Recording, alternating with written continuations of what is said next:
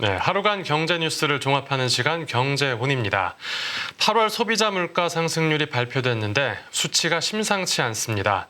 물가 상승률이 예상한 것보다 꽤 높게 나왔는데 그 배경과 의미부터 뉴스 포인트에서 바로 만나보겠습니다. 오늘 뉴스 포인트는 홍경표 기자와 함께합니다. 안녕하십니까? 안녕하세요. 네, 소비자 물가 이번엔 얼마나 올랐습니까? 조금씩 잡히는 것 같았던 물가 여전히 꺾일 줄 모르는 것 같습니다.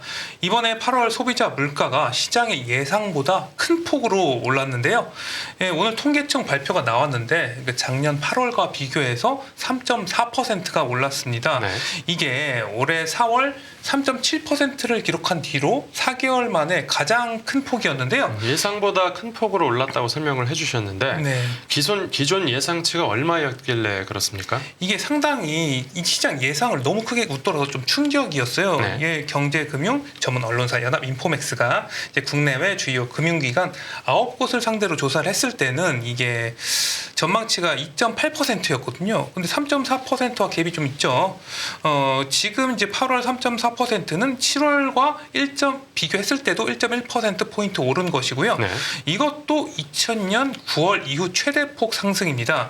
한국은행 같은 경우도 예상보다 크게 물가가 올랐다고 평가를 하기도 했고요. 네, 그러니까 한 달 전 물가 또 네. 1년 전 물가와 비교했을 때 두 가지를 모두 큰 폭으로 넘어섰다라는 맞습니다. 설명인데 소비자 물가 왜 이렇게 많이 뛴 겁니까?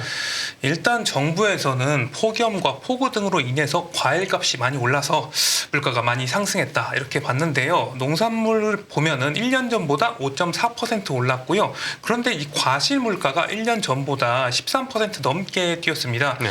사과는 30% 넘게 올랐고요. 또 전기와 가스, 수도도 21% 오르면서 전달과 같은 상승폭을 유지했습니다. 반면에 석유류 물가 같은 경우는 이제 11%가 떨어졌는데요. 지난해 워낙 국제 유가가 오르다 보니까 이게 기저효과로 보이는 거고요. 그러니까 농산물 그리고 석유 가격 같은 네. 경우에는 이 변동성이 워낙 큰 그렇죠. 상품들 아닙니까? 네, 맞습니다. 그래서 이제 물가의 기조를 보여주는 근원 물가인 이 농산물 및 석유를 제외한 지수는 3.9% 네. 상승하면서 이 전달과 같은 수준을 유지를 했어요. 네네. 그래서 이 때문에 정부에서는 이 근원 물가가 전달과 이제 뭐 차이가 없다는 것 때문에 이번 물가가 일시적 변동이다. 물가 전반의 상승은 아니다. 이렇게 봤고요. 네. 한국은행은 기조적으로는 물가가 하락하는 추세다. 이렇게 올랐는데도 하락하는 추세다. 이렇게 봤고요. 네네. 기존의 예상 경로를 벗어나지 않았다. 이렇게 했습니다. 네. 이 때문에 하반기 3% 물가 전망치도 바꾸지 않겠다고 했는데요. 사실 이제 3%랑은 좀 괴리가 있긴 하잖아요. 그래서 이제 구체적으로 일희일비 말고 추세에 주목해라. 이렇게 언급하기도 했습니다. 오늘 물가 말고도 중요한 경제 지표가 또 나왔는데 네네. 2분기 경제 성장률이 발표됐죠? 맞습니다. 우리나라의 2분기 실질 GDP가 1분기와 비교해서 0.6% 증가한 것으로 나타났습니다. 0.6%면 잘 나온 겁니까? 이게 어떻게 보면 사실 성장을 이어간 것으로 볼 수도 있잖아요. 네. 그런데 이게 지금 수출보다 수입이 더 크게 줄어서 나타난 불황형 흑자의 모습을 나타나는 게 상당히 좀 문제라고 볼 수 있겠습니다. 네. 이 GDP를 계산할 때 수출에서 수입을 뺀 이게 순수출을 더하거든요. 당연히 수입이 크게 줄면 GDP 계산 시 긍정적으로 작용을 하긴 하지만 이게 진짜 긍정적인지는 좀 봐야 될 것 같고요. 네. 이 분기별 성장은 코로나19 확산과 함께 2020년 초에는 마이너스를 나타냈지만요. 이후에 9분기 연속 성장세를 이어가긴 했습니다. 네. 하지만 수출이 이제 급감하면서 지난해 4분기 다시 마이너스로 돌아섰고요. 이후에는 2분기 연속 플러스 성장 기조를 유지하기는 했습니다. 2분기 연속이면 그래도 네. 올해는 꾸준히 성장세를 보이고 있습니다. 네, 그래도 일단 성장을 했다는 점에서는 좀 긍정적으로 볼 수가 있는데요. 이 세부적으로 보면 썩 만족스럽지는 않습니다. 이게 왜 그러냐면 설비 투자를 제외한 모든 부분이 뒷걸음질 치는 모습을 나타냈습니다. 네. 민간 소비와 정부 소비, 건설 투자 모두 하락을 했고요. 지금 수출은 0.9% 줄었는데 수입은 3.7%가 줄었습니다. 네. 이 GDP와는 별개로 실질 GNI, 이 국민 총 소득, 그러니까 실질적으로 우리가 벌어들인 소득은 그 직전 분기보다 0.2%가 줄었어요. 네. 정부는 앞으로 우리나라 성장세가 이제 개선될 것으로 봤지만요. 다만 중국 경제와 미국의 추가 긴축 등이 우려된다고 전망했습니다. 네, 하반기 성장률이 또 발표되면 보도해 주시고 네네. 다음 뉴스는 9월 9월 금융위기설 네. 관련된 내용인데 네. 금융위기설이 어떤 말입니까? 이게 지난해 부동산 PF 돈맥 경화 위기 좀 기억나시나요? 그때도 예, 상당히 뭐 건설사와 금융사들 리스트가 돌면서 뭐 망할 것이다 뭐 이런 소문이 돌지 않았습니까? 네. 그리고 이제 앞에 지금 경기 지표도 보셨다시피 우리나라 경제 상황이 그렇게 좋지는 않잖아요. 이 중국 부동산 문제도 터지자 우리나라도 좀 비슷한 문제가 터지지 않겠냐 뭐 이런 우려가 지금 나오고 있고요. 네. 지금 부동산 PF 위기도 가시지 않은 상황이고 가계부채도 사상 최다를 찍지 않았습니까? 네. 이 때문에 9월에 위기가 올 것이다. 뭐 이런 이야기가 금융권 시장에서 나오고 있습니다. 네, 이 힘들다라는 얘기가 나온 거는 이제 꽤 됐는데 그렇죠. 하필 왜 9월입니까? 네, 이게 코로나19 당시에 이게 중소기업과 소상공인들이 진 빚에 대한 정부 지원이 9월에 끝나기 때문에 자영업자들의 비폭탄이 9월에 터지는 것을 시작으로 우리나라에 위기가 온다. 뭐 이런 이야기인데요. 네. 이런 이야기가 자꾸 퍼지자 이제 정부에서도 이제 구체적으로 언급을 하기 시작을 했어요. 네. 이제 9월 위기설을 이제 좀 잠재우기 위해서 네. 위기는 없을 것이다 이렇게 일축을 했습니다. 네네. PF 시장을 보면 상황이 좋지는 않지만 현재 연체율, 부도율, 미분양 등을 이제 봤을 때 이게 진짜로 위기 수준은 아니다라고 말을 했고요. 중국 부동산 같은 경우도 중국 전체를 뒤흔들 것은 아니다 이렇게 봤습니다. 네, 뭐 정부에서도 제 선을 그은 만큼 맞습니다. 이제 단순한 소문에 그칠 수도 있을 것 같은데 네네네. 그런데 대출 만기가 돌아오는 네. 거 이거는 사실 아닙니까? 그러니까 이게 이 9월 자영업자 부채 우려를 한번 살펴보면 네. 이 만기 연장 같은 경우는 아직도 2025년 9월까지 조치 시한이 남아 있습니다. 팩트가 올해 9월에 종료되는 상환 유예와 엮이면서 만기 연장도 안 되는 것처럼 좀 시장에 퍼진 좀 측면이 있어요, 사실. 네. 그리고 상환 유예 대출의 경우도 지금 올해 9월 말 이후에 최장 5년간 분할 상환이 가능합니다. 사실 금융당국은 이 때문에 위기는 없다고 강력히 이야기를 한 것이죠. 네. 하지만 이제 중국과 고금리 이제 글로벌 상황이 있지 않습니까? 이제 금융사의 해외 상업용 부동산 이슈 같은 경우도 좀 살펴보겠다. 뭐 이게 금융당국은 이제 이야기했습니다. 네, 말씀해주신 대로 9월이면 당장 이번 달인데 네, 그렇죠. 당연히 위기가 오게 해서는 안 되겠습니다. 네. 다음 뉴스는 산업계 소식인데 네네. 이 내용은 직접 전해주시죠. 이 삼성과 LG가 독일의 모터쇼에 처음으로 참가했다 이런 소식인데요. 오, 네. 네, 이제 지금 독일에서는 4대 국제 모터쇼 중 이제 하나인 이제 IAA 모빌리티 2023이 한창입니다. 네. 원래는 이 모터쇼가 프랑크푸르트 모터쇼로 이제 유럽 최대 모터쇼였는데요. 네.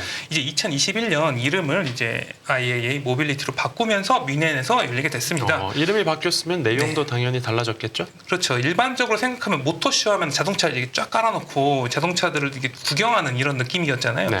그런데 이제 모빌리티로 바뀌면서 네. 미래의 모빌리티와 혁신 기술을 보여주는 하나의 자리로 바뀌게 된 것이죠. 네네. 그래서 IT 기업인 삼성과 LG도 이제 처음으로 유럽 모터쇼 그렇죠. 여기에 참가하게 된 겁니다. 네. 이 삼성과 LG도 전장 사업이 미래라고 보고 본격적인 출사표를 던진 것이라고 볼 수 있겠습니다. 네. 이 자율주행과 IT, AI 기술이 급속하게 발전을 하면서 자동차도 이게 단순히 이제 굴러가는 게 아니라 하나의 가전제품으로 로봇이 되어가고 있잖아요. 누나 생활 공간으로 탈바꿈하고 있는 상황입니다. 네, 이제 우선 삼성에서는 이번 모터쇼에서 어떤 기술 선보였습니까? 역시 삼성하면 반도체죠. 삼성전자는 차량용 반도체가 미래를 주도할 것이다 이렇게 봤습니다. 네. 이제 자율주행과 AI 기술이 고도화돼서 이제 차량에 들어가는 반도체도 당연히 이제 높은 성능의 기술이 필요하겠죠. 네. 이에 삼성전자는 전사적 기술력을 총동원해서 신개념 차량용 반도체 제품을 내놓고 있습니다. 네. 삼성전자는 이제 고성능과 저전력 차량용 이제 메모리 반도체 라인도 선보였고요. 물론 반도체만 있는 건 아니겠죠? 맞습니다. 프리미엄 인포테인먼트 프로세서, 차량용 이미지 센서 등도 공개를 했고요. 네네. 이 전력 관리 반도체와 반도체 생산에 필요한 최신 기술, 파운드리 기술도 알렸습니다.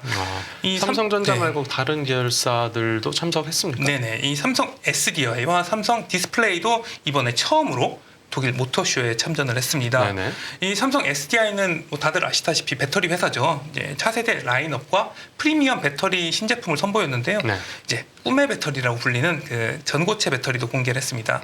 네. 네, 새로운 소재와 형태의 배터리를 앞세워서 성능과 안전성을 강화를 했고요. 네. 이 삼성 디스플레이는 그 대표 상품인 OLED의 장점을 뽐냈습니다. 네네. 이제 폴더블, 롤러블 등 다양한 미래의 이제 OLED도 공개를 해서 차량도 역시 OLED다 이런 걸 좀 입증하기 위해서 노력하는 모습이었습니다. 접을 수도 있고 말 그렇죠. 수도 있는 그런 네네. 액정을 선보였다는 거죠. 네네. 아까 LG도 참석했다고 네. 했었는데 LG는 좀 어땠습니까? LG전자는 이번에 처음으로 이 IAEA의 이제 기자회견을 열었어요. 기자회견이요? 네, 이게 상당히 의미가 있는 게 네. 참가 자체로 화제가 됐습니다. 물론 네. 부스를 열진 않았지만요.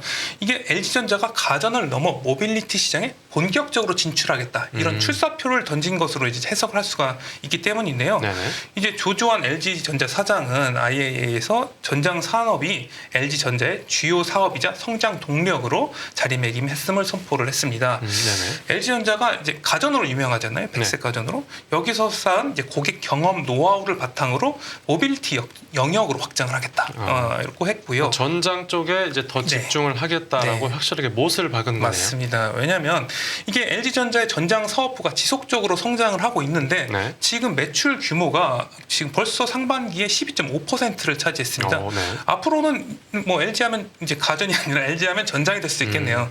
네, LG전자는 전장 사업을 차량용 인포테인먼트 시스템, 네. 전기차 파워트레인, 그 조명 시스템 등 3대 축을 중심으로 확대할 예정입니다. 네. 그런데 IAEA가 일종의 이제 모터쇼, 아까 그렇죠. 모빌리티 쇼라고 설명하셨지만 그래도 일종의 모터쇼인 건데 그렇죠. 삼성과 LG는 참가를 하고 네. 정작 자동차 회사인 현대차와 기아는 참석을 안 했습니까? 네, 맞습니다. 이게 모터쇼가 일종의 전자제품 쇼로 좀 바뀌어가는 양상을 보이고 있는데요. 네. 제가 올해 초에 그 CES 라스베가스에서 열린 CES에 갔다 왔는데 네. 이게 CES 가전 박람회에도 뭐 BMW, 벤츠 등 자동차 업체들이 이렇게 뭐 대거 참가하면서 최근 트렌드가 자동차와 전자제품 간의 경계가 상당히 좀 허물어지는 분위기입니다. 네네. 또 현대차하고 기아는 지난해 이제 4년 만에 열린 파리 모터쇼에도 불참하기로 했는데요. 네. 이 파리 모터쇼라는 데가 4대 모터쇼 중 하나입니다. 지금 네. 벌써 지금 4대 모터쇼 중에 2개를 불참한 건데요. 네. 이게 굳이 모터쇼 컨셉이 이제 전자제품 박람회와 모호해지는 상황에서 굳이 돈을 들여가면서 여기를 나가야 되냐 뭐 이렇게 본 것으로 보이고요. 네. 이른바 이제 가성비가 나오지 않는 것으로 모터쇼를 본 것이죠. 네. 하지만 지난달에 열린 그 인도네시아의 모터쇼는 또 갔어요. 거기는 왜 참석했죠? 현대차 같은 경우는 지난 인도네시아의 첫 생산 공장을 설립하기도 했고요. 네. 이제 성장하는 아세안 시장 공략에 대한 이제 홍보를 강화하고 시장 진출을 확대하겠다 이런 포석으로 풀이가 되고 있습니다. 네, 그렇군요. 끝으로 뉴스 하나 더 보겠습니다. 이제 국민연금이 개혁안을 곧 국회에 네. 제출할 것으로 보이는데 네. 어떤 내용이 담길 것으로 예상됩니까? 이제 국민연금 하면 저희 이제 노후 자금이잖아요. 근데 낼 사람은 이제 점점 줄어들고 네. 받을 사람은 많아지니까 이게 지금 개혁이 필요하다는 목소리가 상당히 커지고 있습니다. 네. 이에 정부에서도 이제 국민연금에 매스를 들이댔고요. 이제 다양한 시나리오 등을 논의를 하고 있습니다. 네. 지금 10월 말에 정부가 이제 국민연금 개혁안을 국회에 내야 되는데요. 이제 가장 최근의 논의를 한번 살펴보면 네. 국민연금 재정 안정성을 위해서 보험료를 높이자. 즉 더 내는 시나리오가 제시됐습니다. 이건 네네. 당연하겠죠. 네. 근데 이제 최종 보고서에는 이 방안에 더해서 네. 이제 노인 인구의 소득을 실효적으로 보완할 수 있는 더 받는 안 이게 논의가 포함될 것으로 보이고요. 네. 국회에서도 최근에 정부의 개혁안에 소득 대체율을 높이는 방안을 검토 중인 것으로 알려졌습니다. 네, 알겠습니다. 네, 네. 오늘 뉴스 포인트는 시간 관계상 여기서 정리해야 될 것 같습니다. 네네. 잘 들었습니다. 감사합니다.